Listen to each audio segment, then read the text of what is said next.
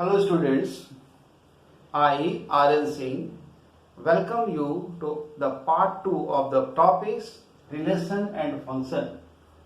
In these topics we read the definition of the relation, the universal, wide relation and inverse of a relation, domain, range and codomain of the relation, and finally mapping in the coordinate system. These are the topics we will deal here. Now in part 1 we have already studied that what is a relation. Relation is the subset of A cross B. Now so the subsets of the Cartesian product of the set is called a relation. Now if R is a relation from A to B, then R is the relation from A to B, then R is subset of A cross B. So this is the basic definition of the relation. So let us take some example. Now example number 1, if A is your A, B, C and B is your D, E. So what about the A cross B? A cross B is your AD, AE, BD, DE and CD and CE. This is your A cross B.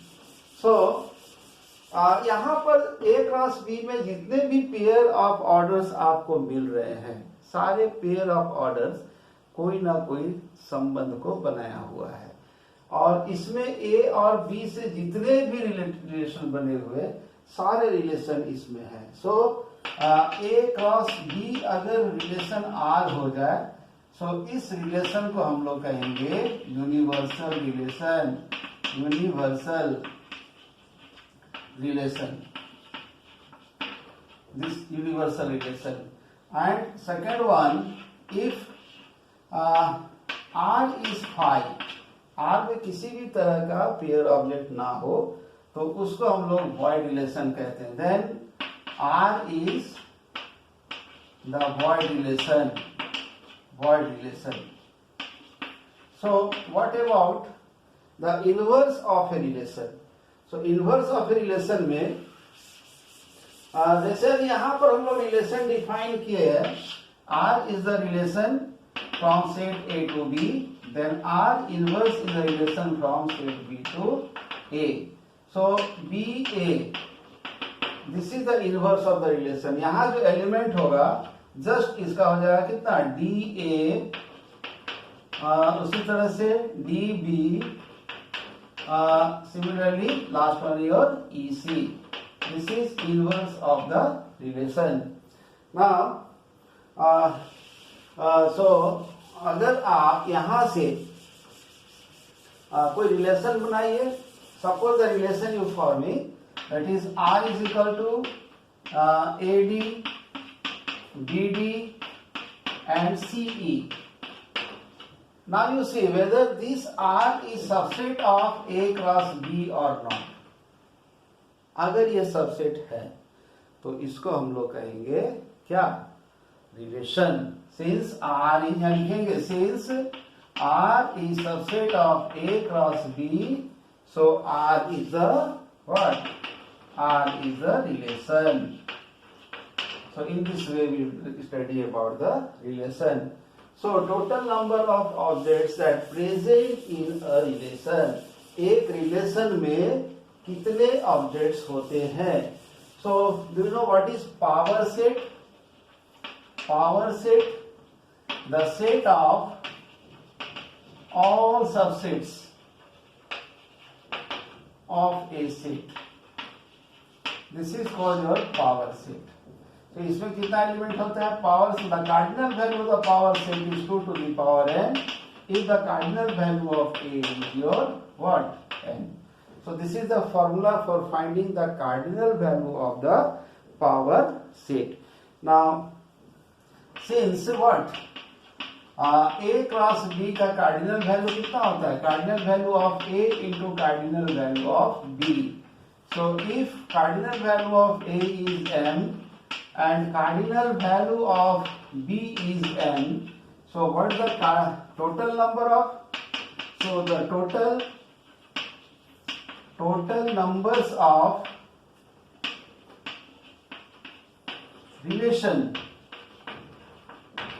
forms is your 2 to the power m into n. This is the formula for finding the total numbers of relation. चलिए कुछ example ले लिया जाए. So question number 1. Let R be the relation from set A to B, defined as R AB AC BD और CF. मान लीजिए आपका relation दिया हुआ है. क्वेश्चन पूछा जा रहा है find A and B, find set A and set B. This is the question. और इसको हम लोग कैसे बनाएंगे? सॉल्यूशन में चलेंगे. तो सॉल्यूशन में पहले आप सेट ए को निकालना होगा. तो इसका पहला एलिमेंट कौन है देख लीजिए. तो पहला एलिमेंट में ए है, यहाँ पर भी ए है. एक सेट में एक ऑब्जेक्ट को दो बार नहीं लिया जाता, इसीलिए हम एक ही बार यहाँ पर लेंगे. और ये हो गया B and this is set A. What about the set B? Set B में होगा B C D F. This is set B. This is answer. Now question number 2. If x plus 3 y minus 2 is equal to 5 and 3. Question है find x Y को आप निकालिए. तो ये एक order pair है और एक ऑर्डर पेयर. इसको कंपेयर कर दीजिए, इसके साथ इसको, इसके साथ इसको. So what is x plus 3 is equal to what? 5. So x is equal to -2 and y minus 2 is equal to 3. So y is equal to what? 5. So xy is equal to what? -2 and 5. This is the answer. Now question number 3. एक question हम लोग लेते हैं इस type का. Question number 3. Let R be a relation from set A to B and A containing the objects 1, 2, 3 and B containing the objects 1, 4, 5. Let R be defined as what? R is equal to the set of AB.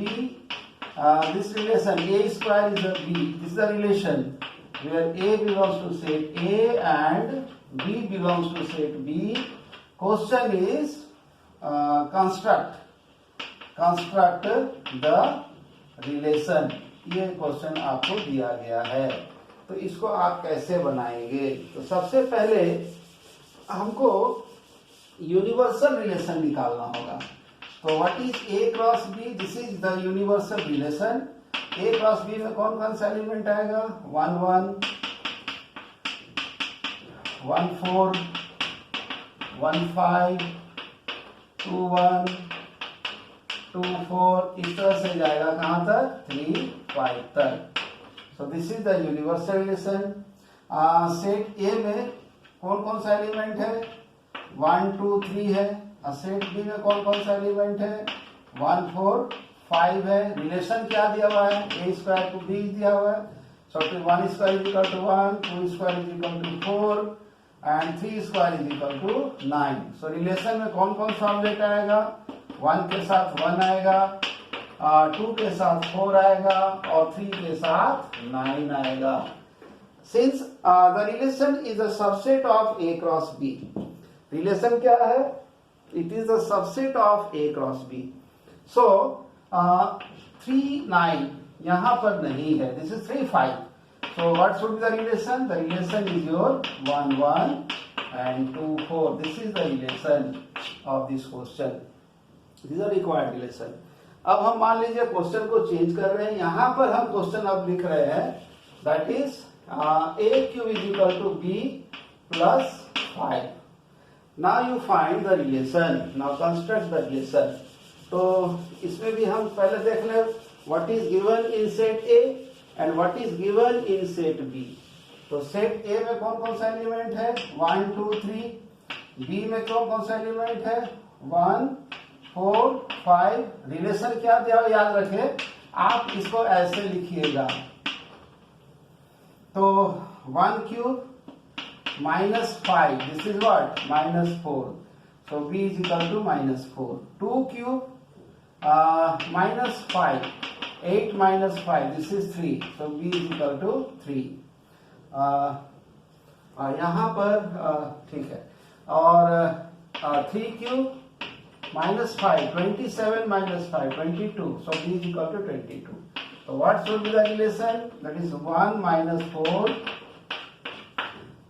2, 3, and another is your 3 and 22। So this is the relation। आप देखिए कि ये इसका subset है कि नहीं, तो इसका ये सबसेट नहीं है। So here r is equal to 5, so r is what? Void relation। This is void relation, void relation। Now let us move to the topics, that is domain, range and codomain। So what is domain and what is range? Domain are the objects of set A for which a pair object in set B must be there। अगर नहीं है तो domain नहीं होगा। If the objects have a pair in set B, then the set B objects are called range and the object of set A is called your domain। जैसे मान लीजिए हम यहाँ पर सेट ए लिए, सेट बी लिए, यहाँ पर ए बी सी है, यहाँ डी ई एफ जी है, और आपका जो रिलेशन है, रिलेशन जो बन रहा है वो ए के साथ डी और बी के साथ ई और सी के साथ F. So all the objects of set A for which a pair object in set B you find, those objects are called domain। So यहाँ पर domain कौन होगा? So domain is your A, B, C। This is the domain। And what should be the range? Range क्या होगा? D, E, F। This is the range, D, E, F। So what is the codomain? Codomain means what? All the object that given in set B. तो set B में कौन कौन सा object है? D E F G, these are the codomain. So यहां से आप देख सकते हैं कि रेंज जो है वो सबसेट है कोडोमेन का। डियर स्टूडेंट्स, इस पॉइंट को आप याद रखिएगा, क्योंकि ये चीज हम फिर से लेके आएंगे पार्ट 5 या 6 में, जहां आप पढ़िएगा ऑन टू और इनटू फंक्शन, जो क्लास 12 में है। अब क्लास क्वेश्चन नंबर 3 को ऑब्जर्व कीजिए, जो हम लोग को ए दिया गया था, जैसे 1 2 3, और जो बी में ऑब्जेक्ट दिया गया था 1 4 एंड 5। क्वेश्चन नंबर 3 देख लीजिए, और इसमें जो रिलेशन बना था 1 के साथ 1 और 2 के साथ 4, इसका मतलब हो गया कि 3 को हम लोग डोमेन नहीं कहेंगे, क्योंकि 3 का कोई पेयर जो है सेट बी में नहीं है। तो यहाँ डोमेन क्या होगा? यहाँ जो डोमेन होगा ये होगा 1 2, और यहाँ जो रेंज होगा क्या होगा रेंज? This is 1 4 1 4। और कोडोमेन क्या होगा? तो कोडोमेन जो है कोडोमेन इसका होगा 1 4 and 5। This is the codomain. So this is about your domain, range and codomain। Let us move to the another part of the topics, another topic, that is your mapping system, mapping in coordinate system। तो mapping coordinate system में how many mappings that exist in the graph? देखिए, कोई भी function का एक graph होता है, और उस ग्राफ को हम लोग मैपिंग सिस्टम के अनुसार ऑब्जर्व करते हैं कि वो किस मैपिंग सिस्टम में है। और मैपिंग सिस्टम को ऑब्जर्व करने के बाद हम ये देखते हैं कि वो मैपिंग सिस्टम फंक्शन को सेटिस्फाई कर रहा है कि नहीं। क्योंकि हर सभी का सभी मैपिंग एक रिलेशन है, लेकिन सभी का सभी मैपिंग एक फंक्शन नहीं है। तो सबसे पहले देख लेते हैं मैपिंग सिस्टम में, that is one one mapping. One one mapping, ये वन वन मैपिंग क्या है? तो मान लीजिए सेट ए है और ये सेट बी है, यहाँ पर ए बी सी है, यहाँ 1 2 3 है, ये सेट ए है, सेट बी है। तो यहाँ जो रिलेशन बना 1 ए के साथ 1, बी के साथ 2 और सी के साथ 3, तो इंडिविजुअल ऑब्जेक्ट के साथ इंडिविजुअल पेयर है, इसीलिए इसको हम लोग कहेंगे 1 1। This mapping is called 1 1। 2 1 many mapping. 1 many mapping माने यहाँ पर जैसे मान लीजिए only 1 is there, 1 2 3 is there, so this is 1 many. तो यहाँ रिलेशन क्या बनेगा? ए के साथ 1, ए के साथ 2 और ए के साथ 3। ये जो मैपिंग होगा ये 1 मैनी होगा। Number 3 many one mapping. Many one mapping क्या होगा? यहाँ पर मान लीजिए हो गया आपका ए बी सी, यहाँ पर only 1, so this is your many one. तो यहाँ ए के साथ 1, बी के साथ 1 और सी के साथ 1। और अगला क्या होगा? Number 4, this is many.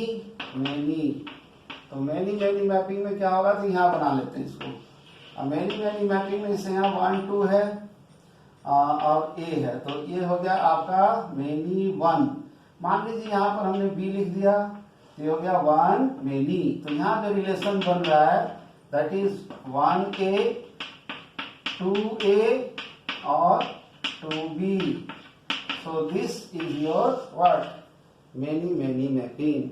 तो डियर स्टूडेंट्स, इस 4 प्रकार का मैपिंग में ये 2 प्रकार का मैपिंग फंक्शन है, जिसके अंत में 1 होगा और उसको हम लोग फंक्शन कहेंगे, और जिसके अंत में मैनी होगा इसको हम लोग फंक्शन नहीं कहेंगे। तो इस रिलेशन को हम लोग फंक्शन कहेंगे और इस रिलेशन को फंक्शन कहेंगे। इसके बाद 2 प्रकार का और मैपिंग बनता है। तो वो 2 प्रकार का मैपिंग क्या है? जैसे एक प्रकार का मैपिंग जो है इस तरह का होगा, जैसे ए बी सी हो गया, 1 2 हो गया, सो this is suppose this is the mapping, और सी का कोई भी ऑब्जेक्ट यहाँ पर नहीं है। तो प्यारे बच्चों, अगर ये तो मैपिंग है, लेकिन इस मैपिंग को हम लोग फंक्शन नहीं कहेंगे। इसी तरह से अगर यहाँ पर ए बी सी है, 1 2 3 4 है, ये रिलेशन आ रहा है, 4 का कोई पेयर यहाँ पर नहीं है, तो इसको हम लोग फंक्शन कहेंगे। So all types of graphs carries this type of mapping। और ग्राफ में हम लोग मैपिंग सिस्टम को कैसे जानते हैं? How to know the mapping system in graph? This is a very important question। तो इसका होगा by drawing parallel lines with respect to x and y axis। तो जैसे मान लीजिए ये कोई ग्राफ है, ऐसा कोई ग्राफ है, तो पहले देख लीजिए पैरेलल लाइन खींच लीजिए, यहाँ एक्स एक्सिस के पैरेलल खींचिए, ये बहुत सारे पॉइंट्स पे इंटरसेक्ट कर रहा है, तो दिस इज मैनी। और एक पैरेलल लाइन खींच लिए वाई एक्सिस के रेस्पेक्ट में, ये एक ही पॉइंट पे इंटरसेक्ट होता है, दिस इज 1। सो ये जो ग्राफ बना वो बना मैनी 1। ये बहुत इंपॉर्टेंट है in studying the JEE classes. सो इसको आप ध्यान में रखिएगा। Now let us take an example. इसमें क्वेश्चन आ सकता है, question if R 1 2 3 4 2 3 1 5, this is the relation, whether the relation is a function or not। तो सबसे पहले आप सेट A ले लीजिए, यहाँ पर मान लीजिए R जो रिलेशन है A to B है, तो this is A, this is B. A में कौन कौन सा एलिमेंट है? 1 2 1, और बी में कौन कौन सा एलिमेंट है? 2 3 5। तो 1 के साथ 2, 2 के साथ 3 और फिर 1 के साथ 5। सो this is 1 many mapping. 1 many mapping. So it is not a function, ये फंक्शन नहीं है। मान लीजिए क्वेश्चन नंबर, अगला क्वेश्चन ले रहे हैं हम लोग, if R is the relation containing the objects 1 2 1 1 2 3 and 3 4। तो फिर से आप ले लीजिए, यहाँ पर 1 2 3 हो गया, यहाँ पर 1 3 4 हो गया, ये आपका ऑब्जेक्ट बन गया, रिलेशन बना। तो यहाँ रिलेशन को मैपिंग क्या आ रहा है, this mapping is 1 1, so it is a function. तो यहाँ तक का सफर पार्ट 2 का है। अगले पार्ट में हम डेफिनेशन ऑफ फंक्शन लेंगे और टेक्निक सीखेंगे, how to find domain and range of a function. Dear students, अगर आपको ये चैनल से कुछ समझ में आ रहा है या कुछ आप समझ रहे हैं कि मैं कुछ सीख रहा हूँ, तो इस चैनल को आप सब्सक्राइब कीजिए। और एक बात, हर पार्ट को पार्ट वाइज देखिए, तभी आपको फायदा होगा, क्योंकि मैं इसका कंस्ट्रक्शन इसी तरह से किया हूँ कि पार्ट 1 के बाद पार्ट 2, पार्ट 2 के बाद पार्ट 3, इस तरह से चैनल हम बनाते जाएंगे। And I will try to cover all the mathematics of 11, 12 and JEE Main and advance questions. So please share it, और इसको शेयर कीजिए ताकि दूसरे बच्चे भी इसका फायदा उठा सके। और एक इम्पॉर्टेंट पार्ट, इसको लाइक आप जरूर कीजिए। धन्यवाद।